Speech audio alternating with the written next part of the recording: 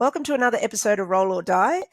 Today's guest is one of my longtime friends in Jiu Jitsu. So apologies in advance to the listeners. This will probably just be a gas bag between myself and her, with Brent Ross part of it as well. I think I've known her since about 2012 or 2013. Really long time. Yeah. She was originally from Melbourne, trained at Immersion, and then through the years has moved up to a town in regional Victoria called Rochester. She now runs, with her lovely husband, a Brazilian Jiu Jitsu school called Momentum Brazilian Jiu Jitsu, and she is Tina West. Thanks for joining us, Tina. Thank you so much for having me. Feels like forever. It has been. It has been. Yeah. Thanks for I was coming thinking on. about when did I see you. Sorry. No, you're right. This is the part I do. I say thanks for coming on. Awesome to meet you. And I'll just turn my microphone off and you guys just catch up now, right?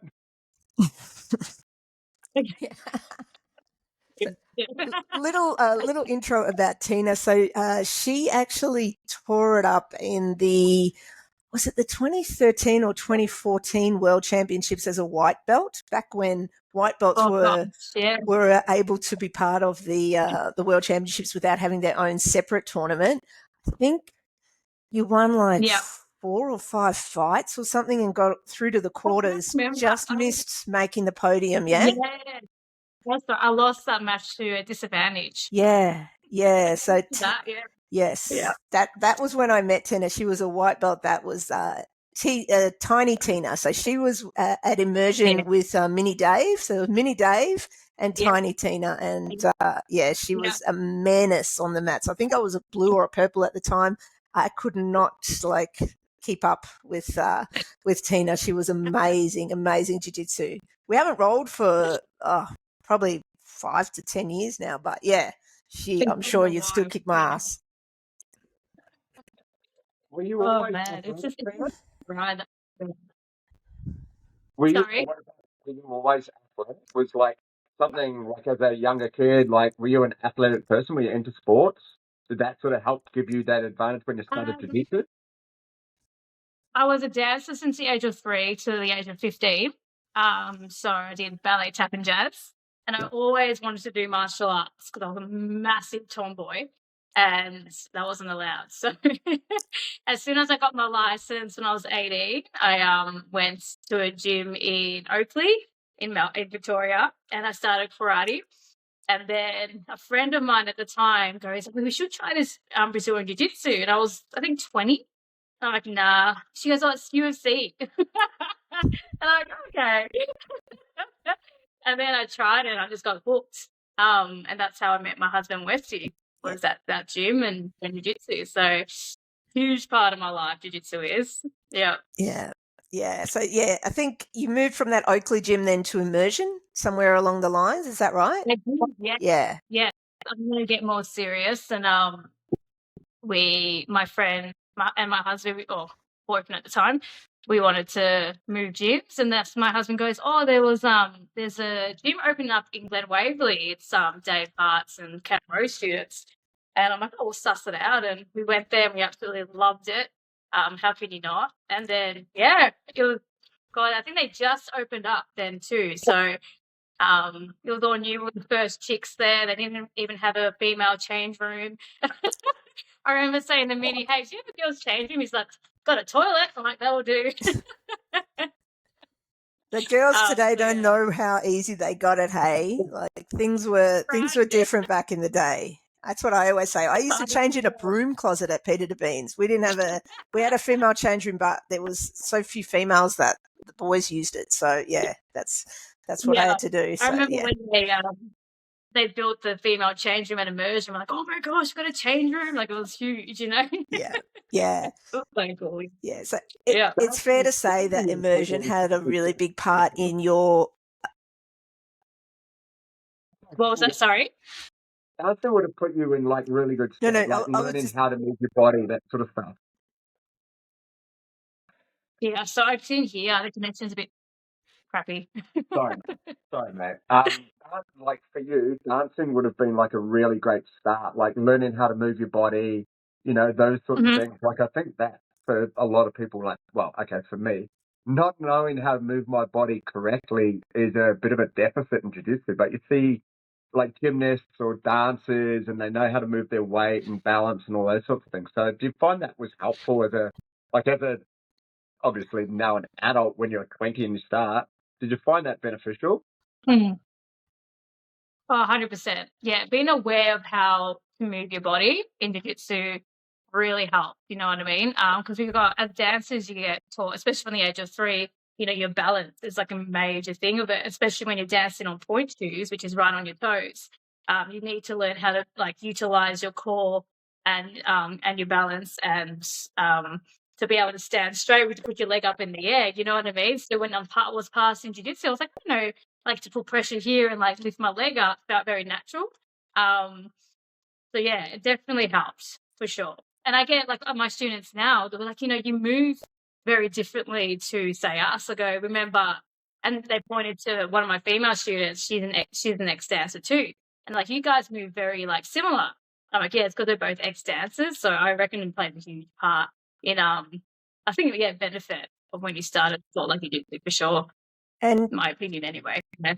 We recently had Dave Marinakis on the show. Can you tell us a little bit about those early days with Dave at Immersion? Like, he's an amazing athlete and coach. So that really helped you a lot, yeah, with your fundamentals. Can you talk about that a little bit?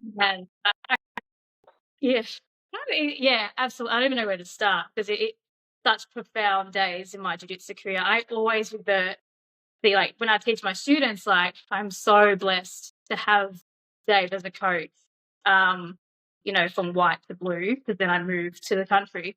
But he definitely had a major impact on my jiu-jitsu. Huge. He's a phenomenal coach. And he really helped me find my game. And like, yeah, I don't know where to start. Like, it was such an amazing time. I was so blessed. We were like a family. He just has a knack of coaching, and he really helped me, like to run a gym because he gave me the opportunity to work at Immersion. So I think I was working there, for what, 4 or 5 years. I can't remember. It was something like that, and I got to learn the ropes of how to run a gym. Learn how to talk to customers from phone to in person to signing up to what goes on behind the scenes, because there's so much there is that people don't know we're running the gym. Of course, I did all the washing and stuff, but I was all part of it. I'd never complained. It was just they ended up calling me the mum of the gym because that's what I was. Hey, Tiny, where's my job? Second drawer. It got to that point. And it's just, it was such an amazing time, and I'm so thankful. I'm so grateful to have that opportunity at Immersion. Absolutely. Who else was around at that time, Tina? So, like, if you're sort of saying that's like when Immersion sort of first started, like, who else was around? Like, who were you kind of coming through the ranks with back then? Okay, so, so I went up the ranks with Ben, and far out. Sam was there. A few of the chicks like Nat and I are 10 years apart, and she was she's a purple belt now, and she wants to come and visit me soon, which is really cool. But her and I were like training partners, and she is incredible. That chick is her jiu-jitsu is insane. So her and I used to be training partners. I used to pick her up, take her to to train, and drop her off. And I remember like we were so close that one day her mum came up to my car and started crying. She goes, "Thank you so much for being such a good role model to my daughter."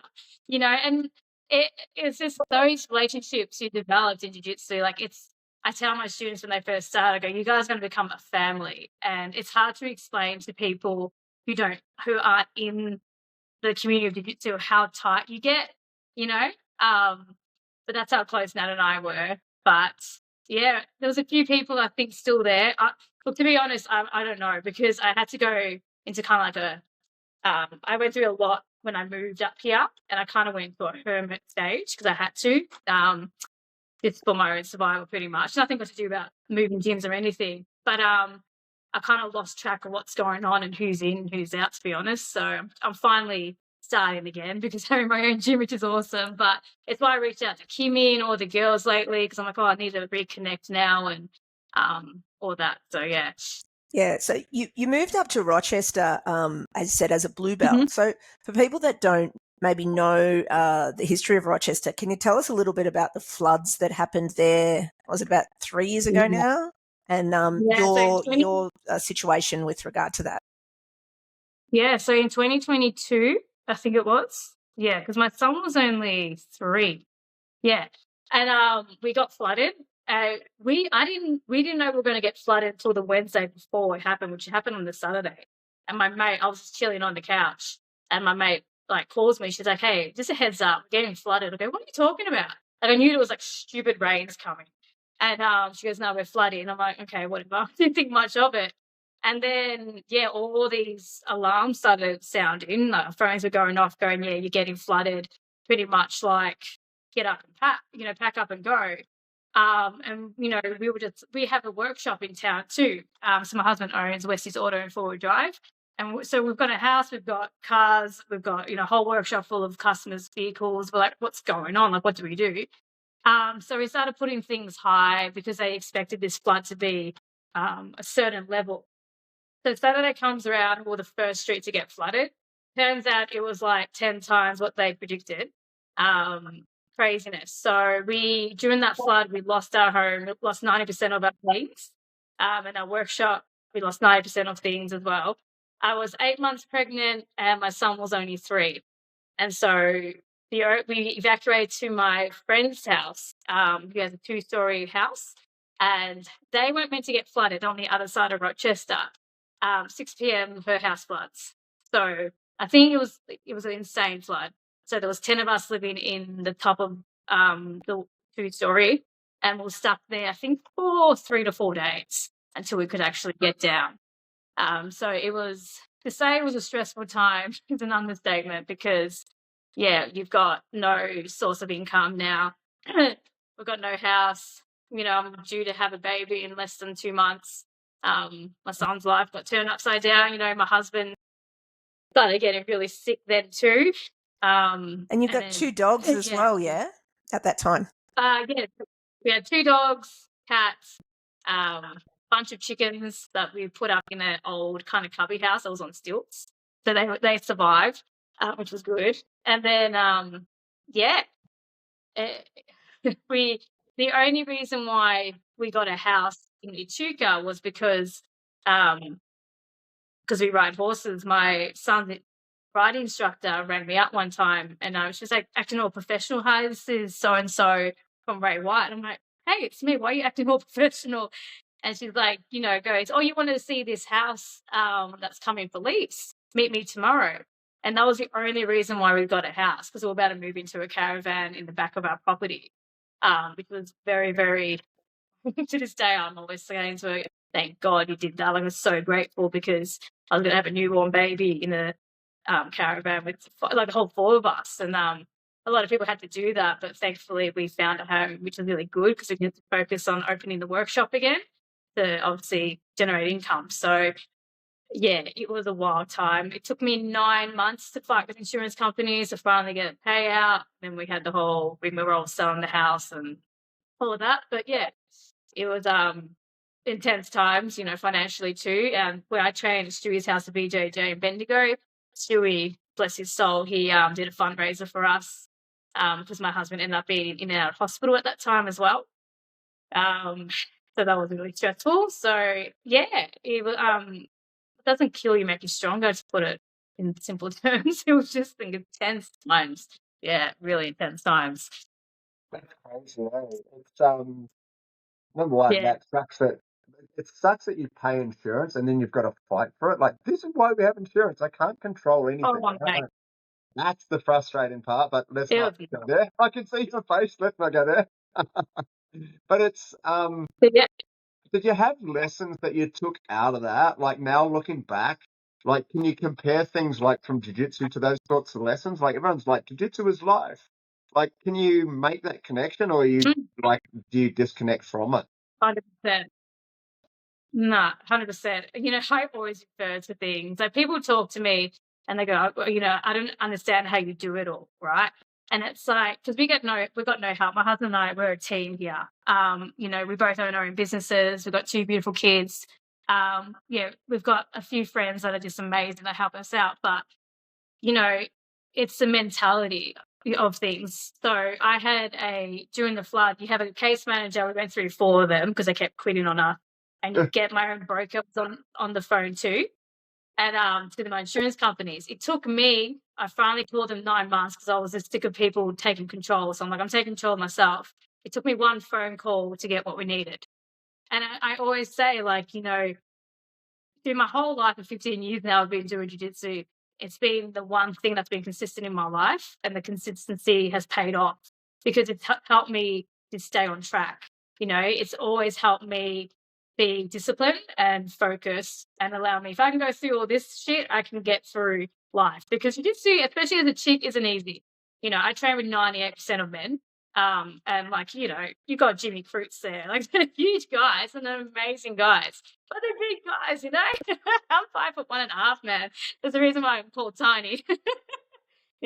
59 kilos and I'm rolling with these guys. If I can get through that, I can get through anything, seriously.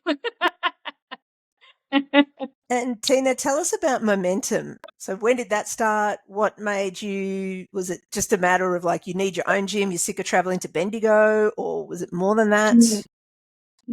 Heaps more than that. So I still go to Bendigo 2 to 3 times a week. And that's, people don't know, that's a 50-minute commute minimum each way. So, I opened up Momentum, and people will know me since I was a white belt. I remember like walking into the gym one day saying to Minigo, I want to do something big in jiu-jitsu, like I want to do something in it. And like opened a gym, and he's like, well, Tanya, there's no money in that. And so he goes, there's no money in jiu-jitsu, because back then there wasn't, yeah. He was just like franking shit with me. It was so funny. But, like him and Venus and all those guys, like they always knew I wanted to open up a gym. We all did. And I knew from like 15 years ago that's what I wanted to do. And when I moved to Rochester, it was like always like, I'm going to open up a gym. But then things just kept happening. My husband opened up his workplace. Then you have babies and we got flooded. So there's always something. But I always wanted to open up one. I just didn't know where. And then everyone's like, oh, open up in the Chuka because you've got 20,000 plus people there. Rochester's only 3,000 people place, But I'm like, nah, I want to open in Rochester. I want to give the community something, for themselves, and, want to give the opportunity for people to fall in love with jiu-jitsu like I have and, changed my life. So Momentum Jiu Jitsu opened a year ago. And, we're in a small place at the moment. It's a stepping stone place, but it's doing well. And it's much more than just jiu-jitsu. I'm big on holistic modalities and looking after your body, on all aspects. So it's about well-being as well. I run, fitness classes for women. We're huge on kids because they're the, future of our, world. So it's very important to put, energy into that. It gives the kids of the community a place to, learn to wrestle in a safe environment, which is really important because country is huge with footy, netball and footy, which is awesome. But to give the kids other things to do and learn is really, really important to me. I've been very blessed to have an amazing group of adult jiu-jitsu guys start, and they're like a family, and just seeing the jiu-jitsu bug take over their lives in a positive way, that cool ripple effect, as we know. It's been amazing. And so I still pinch myself to this day. I'm like, oh man, I did it, And I'm the type of person, when I achieve one thing, it's like, okay, what do I do next, So I never settle. So I'm just growing momentum, by the month, and really focus on growing a really good culture, because that's really important to me, is having a good culture first. Like awesome jiu-jitsu, that just goes with it. But keeping myself sharp as well. I never want to be one of those coaches that doesn't train. You know what I mean? I just want to always be humbled and on the weekly and grow myself so I can give the best I can to my students. That's really important to me as well. You can see, just chatting with you, Tina, like your enthusiasm just comes through. So you can see why Momentum has been successful. Like it's obvious, mate. Like your passion, the enjoyment that you have, like putting yourself out there. Like Mate, it's obvious that this is going to succeed for you. You know, it doesn't matter the Well, size of thank the you. town. Like, to me, if you build it, they will come. See, And people will travel for, like, for a 100%. good gym. Yeah. That's awesome. It's so true, yeah. You know, I always think, you know, I don't stress about numbers. Like, numbers are coming in, and that's cool. Like, you know, you want it to run and not stress that you're not paying the bills. Like, you know, I have a big like belief in my life is like you work hard and you got to trust the process as well. You know, you can't just trust the process to do shit all. You got to work twice as hard for that to happen. So there's, you know, it's a 50-50 in my life. So I work hard and let things happen. But if you, like you say, if you're passionate about something, you work hard, don't give excuses, like it's going to work. You know what I mean? That's how I go by in life. Seems to be working so far. Are you still doing your art, Tina? I am, yes. Yeah. I had to put that on hold. Not on hold as such, but you know, when you're opening up a new business and you got to put like a fair bit of more energy in than other, you know, balance to me doesn't exist. You got to prioritize things. So I've definitely got back to my art action in the last month, which has been amazing. So still doing that. I have my home studio now. That's been a dream since I was a little girl to have my own studio at home, and now I do. I have my own shed there, which is really cool. You know, I started by flipping, you know, those bunning chairs, so the $6 like fold out black chairs. You know, I used to flip that upside down. That was my like easel. You know, so now like walking into my studio and I have like easels and you know professional lights. It's like, yeah, I did it. I got my own space. This is rad. No, yes. Yeah, art's very important. Huge Yes, part of it. Yeah. it's funny, hey, like Yeah. people sit there and go, "Oh, Tina's so talented. You know, she's an artist and she can dance and she can do jiu-jitsu and like, you know, amazing mum and all the and a gym owner and all these amazing things." But like what you said's so true. Like you prioritize it and you make these things happen. You 100%. know, like it doesn't matter if you are not so talented, but if you work hard and you put time and effort into it, like you can really accomplish whatever, you know. And I say that because that's my jiu-jitsu journey, you know, like put the things aside and you just turn Yeah, up every yeah. single day, you know, like do that with life. Exactly right. 100%. Yeah. And like, you know, I do a lot, but my like, you know, like you say, like the top thing are my kids. So whatever, you know, time away from my kids, whatever I do has to be, you know, come back to them.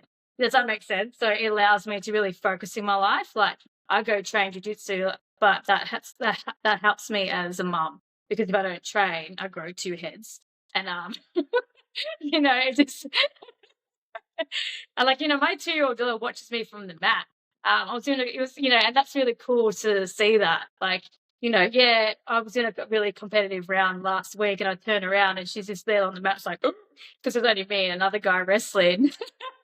But, you know, otherwise it's amazing to have that focus because it allows me, whatever I do in my life, it just, yeah, it has meaning. And yeah, it just has to be. I'm a mum now, you know, I'm their role model. I don't always do it right. Don't get me wrong. It's a hard gig. You know, it makes the world championships look like a breeze when you're a mum. You know what, Kim? I was thinking about you. I'm like, because I didn't have kids back then. Yeah. And now I'm like, man, I wish I just made a meal for Kim. It's all good. No, I've got my meal prep sorted. I'm all good. And my kids are way older. Yours are still babies. They're still small. Yeah, like they're still small, 6 and 2. Yeah, that's still you're in the weeds with it. Yeah, no, that's still ages. So you mentioned about being like it's hard being, as you said, being a chick in jiu-jitsu. How is it being a female coach and a female gym owner? Like, obviously, you know, the country, hopefully people are pretty, you know, easygoing and respectful and stuff. But do you think like there's a little bit of an extra layer there being a female instructor or no? 100%. I haven't, you know, my guys are so respectful. You know, and from day dot when they came on the mat, because my student, she was the first chick on the mat, and I had 10 other guys coming for the first day. And I said to them, I go, I'm going to teach you guys something from the get-go. You need to roll differently with females. It's not, and like I know chicks probably get angry with me saying that, but you can't go 120% with your strength. You can't just bench press us off. That's not jiu-jitsu. That's the reality of it, and they're very good like that, because you have to teach guys how to wrestle with chicks. It is what it is, but I didn't cop anything until I went to places and coached my guys at competitions, and that's when it was a little bit okay. I see, I had to stand up for my students from the last competition we went to, because something happened, and I'm like, it was a bit like, oh, it's a female coach kind of thing. It was quite interesting. I was like, okay, because when I opened up my gym and being a female coach, I didn't really put emphasis on that at all. It was like, this is who I am. You either love it or leave. But yeah, when I did go and have coach my guys, it was a little bit there. Was a bit, oh yeah, kind of don't take her seriously because she's a female. And that could be like people themselves. Not most of the time I'm very respect goes both ways, which is really good. But yeah, there is definitely still a layer there, as you say, for sure. Yeah. I'd be naive to say that, You think it comes more from outside of your academy rather than within? So your culture. What was that? Sorry. You go, Kim. So my question was, what are the lessons that you give those guys? So the first time you got 10 men on the mat, and then you're like sort of, okay, so these are the things. We've got another female staying, or you're rolling with me. What? It's not just, hey, don't use strength. Yeah. Like, what are the tips that you're kind of giving people in those moments? Yeah, that's a good question. I gave them it's use technique. So if you feel like, when a girl's on top of you and you can feel you can lift them up, don't. You do what, technique that you've learned. Get to your side, create space, hip escape, So use that momentum as such rather than just go raw. And also just, if chick's breaking your grip, trying to, you're breaking a chick's grip, you can just go boom and it's done. Just be mindful of, not to do that, more go, out and then down, not just yank it. Things like that. And they were like, oh yeah. And once you don't have to say much, if you say the right things and demonstrate, there's usually it's like boom, done.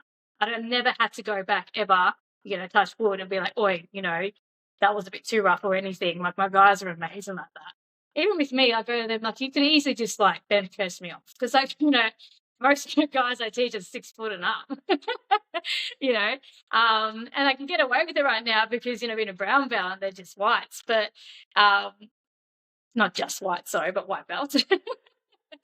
But, I guess from the get-go teaching them those little things has helped them hugely to understand how to roll with females. So it's beneficial for them because I say to them, there's no winning if you just, use all your strength, is there? Nah. So they, it makes them use better technique and they love that. They love the fact that they have to be very technical when I roll with them to be able to get out of things. It makes them a really good grappler. Yeah, I've always said that I encourage people to go and train with coaches who are smaller, like women or smaller guys will often be able to give you better technical advice than maybe 100%. bigger people who've had that, not that they rely on their size, but they have an advantage. Whereas when you're smaller, you have no option except the technique, yeah? Yeah, and I say that to my guys. They go, having a smaller coach, you're going to be very technical in a lot of things because I have to be. I can't just use my strength at all. And then my husband, who needs one more surgery to be back on the mat because he's a purple belt, I go, once he's on the mat, then you guys would go, all hell lives on him. He's 6'1", like your man, Kimmy. So, just wait for him. You'll have your time. You can use all your strength and do whatever you want. I don't think it happens very much now, but have you had anyone sort of come in as that, hey, jiu-jitsu doesn't work, that, not a challenge match, so to speak, but have you had anyone like that sort of coming in? Yeah, I have one. I had one person. And you know what? You guys probably relate. Been on the mats for 15 years now. When someone walks in, you can really suss out if they're going to stay, what's going to happen, et cetera, et cetera. You know, it comes with knowledge, doesn't it? And meeting a lot of people through the sport. And when this person walked in, I knew it was going to happen, and it did happen. And yeah, he was like, "Oh, you know, this jiu-jitsu stuff isn't even good, and it doesn't even work." And I'm like, you know, because it's the ego. His ego got stamped on. And I just dealt with it as professionally as I could, showed him the door, and that was it. You know, I don't bring that shit into my gym. I'm very, very stern. Like, if you're going to fuck around, you're going to find out kind of thing here. Meaning, like, there's a door. There's no bullshit. I haven't got time for it. You know, it's the gym I want to build is family. It's safe. It's hard training. You know, it's people that visit and have a great time here. Like, I've had people from Absolute already and all those, and they love it here. Like, man, it's a good, you know, vibe, and that's what you want. You want people coming, having a good train, a laugh, and feeling safe. That's really important for me because it's a family environment. You know. Yeah. You mentioned about the women's fitness classes. How do they work? And is that in a way sometimes to maybe transition them into the jiu-jitsu classes or totally separate? Yeah, like a few of the chicks are like key to try jiu-jitsu, and it's like, oh, I feel so weak and stuff like that. I'm like, and the thing with, as you know, there's no training you can do to get ready for jiu-jitsu. It's kind of like that sport. You just start and you'll slowly just get stronger and more agile, et cetera, et cetera. But the women's classes are more for women to like have good training in a different sense. So I do a lot of like bag work and sleds and ropes and things like that, which I love that kind of training. That's my style. So it's just allow women to come into a safe place and be able to train and in a different way and have fun and a sense of community, which is really important. So I've met some amazing women that have become friends through that, and yeah. And you know, some of them are kind of eyeing off jiu-jitsu, and I was like, I'm never trying that shit. I'm like, that's cool, man. Like, it's not for everyone. But yeah, it's more so to give women a safe place to train hard and see what their bodies can do, you know, because they're like, oh, I want to get fit. It's like, it's not just about being fit. It's about longevity. Like now being in my mid-30s. But it happened. I'm really big on keeping mobile and, you know, flexibility and like strong. You know, I want to keep strong, and that's what I like to talk about. It's like building a strong body within and not just looking fit, you know. Mate, you're talking to two people in their 50s here. You're not allowed to say you feel old. No, not in this room. I never say I feel old. I just feel like the years is going so quick. Yeah, you're talking about immersion. I'm like, man, I was like this young 22-year-old when I walked in, and it's like, fuck, it's been that long already. Wild. It's funny, right? Like, oh, man. I probably am. I'm in a better place now when I'm like 52 than I was when I was 35. You know what I mean? Like doing jiu-jitsu and like 100%. feeling better about life, and like so. 100%. You got like another 15 years, and you're going to be just fucking smashing it, mate. So one of the things you're talking about, Tina, is like creating like that safe place. After 2 kids. Yeah. And yeah, like physically, I feel better now than I ever did, which is really cool, you know? Yeah. You're talking about that safe place to come and train, whether it's for women or men. Like, I think that is so, like, that's so important. Like, a place where, because it's like jiu-jitsu's fucking weird. Like, it's so intimate, and you know, it's like put that there and do this and sit there and don't, you know, it's a weird thing, right? Like, so having an environment that people can be in and feel comfortable, I think just creating that to start with. I think you're putting people at ease straight away. For sure. Cool. Yeah. You know, because it is like you say, it's a weird thing seeing a whole bunch of adults rolling around together in pajamas, and you know, people are gonna be like, "Oh my gosh!" And you know, it's the first thing when they walk in the door. That's the first thing they're gonna take home. So you always want to be really friendly. You know, I've worked a lot of jobs. You know, I've been working since I was 13 years old, so I've built that kind of customer, you know, kind of relationship tactic, and it comes generally like, but there's a way to make people feel comfortable as soon as they walk in the door, and it's to be their friend. You know what I mean? And that allows them to be like, okay, And once they finish class and they're happy and their endorphins are going, they're like, oh, that wasn't as scary at all. And again, that was the hardest class you ever do is your first class, you know, and then to see them get hooked straight away, it's like, yeah. So bloody good. I love it. And what's next, Tina? You mentioned that like this is an interim space at Momentum. So are you looking to expand? Like, where's it at? Yeah, absolutely. So we're just, because we had to like, it's taken years to get back.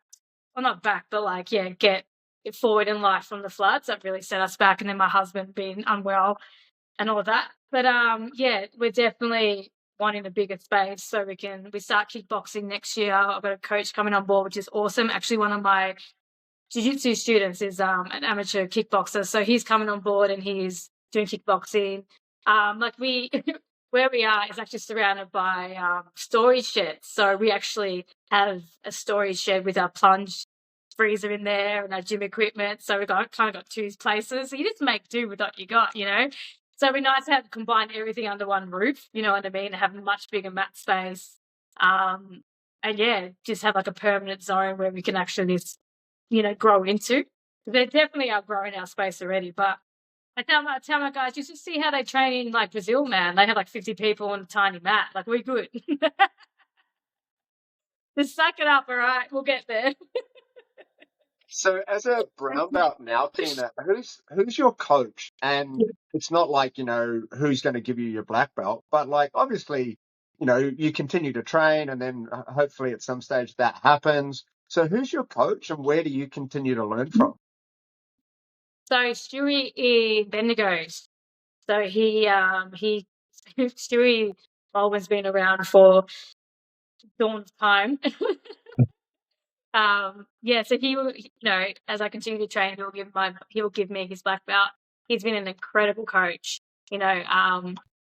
So he trains Jimmy Crute from the UFC and a lot of good guys there.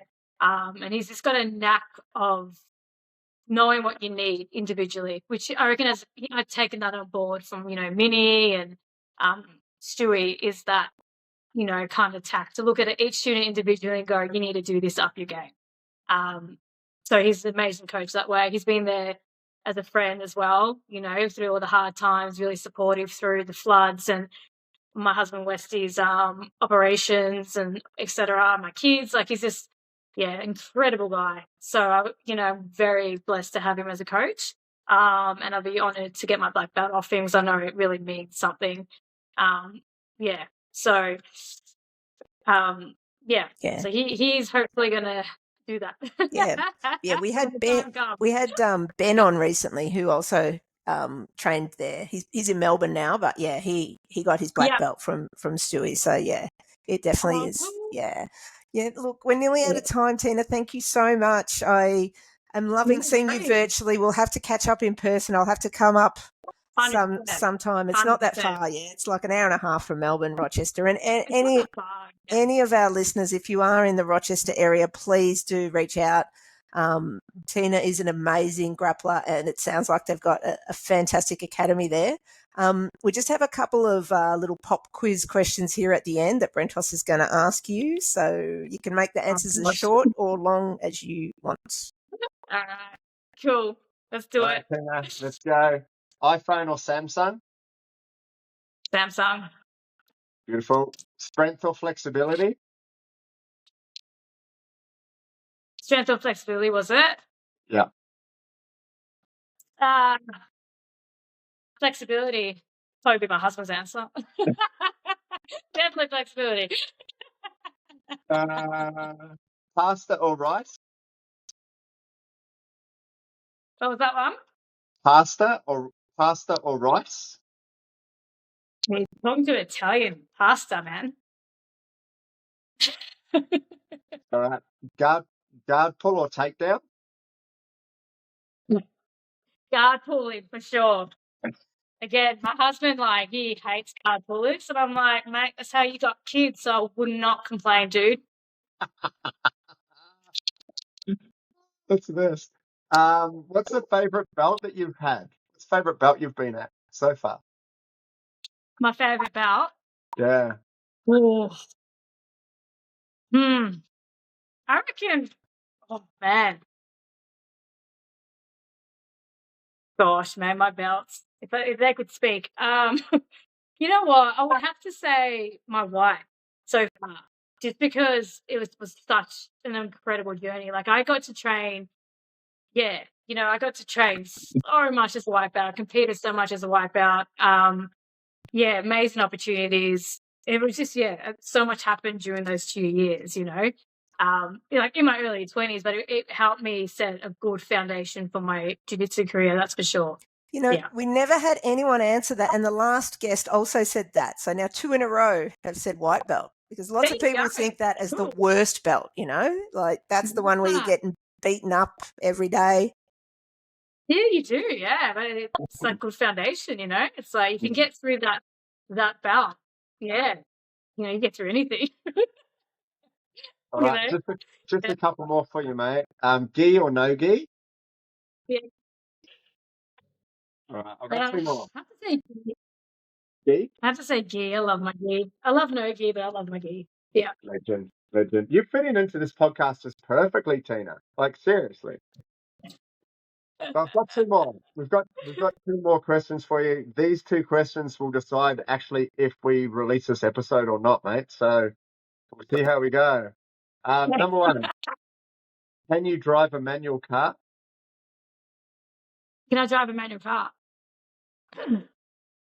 Yeah. Was that the question? Yeah. That's only what I drive. I don't drive. I have Auto's car, but I don't like driving Auto.